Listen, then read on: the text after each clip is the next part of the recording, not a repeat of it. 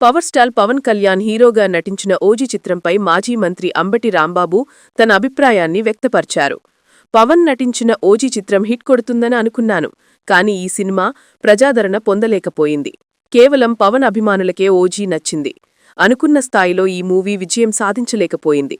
రాజకీయ కక్షతో తాను ఇలా చెబుతున్నట్లు జనసైనికులు పవన్ అభిమానులు అనుకోవచ్చు. అది వారి మూర్ఖత్వం అని అన్నారు.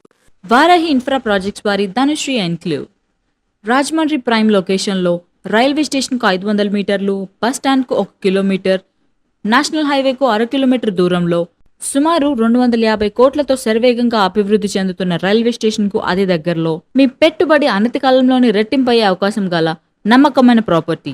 100% క్వాలిటీ గల నిర్మాణం అని డంకా బజాయించి చెప్పగల నమ్మకమైన దమ్మున సంస్థ. లిమిటెడ్ ప్లాట్స్ మాత్రమే కలవు. వివరాలకు సంప్రదించండి 9959435377 984925622.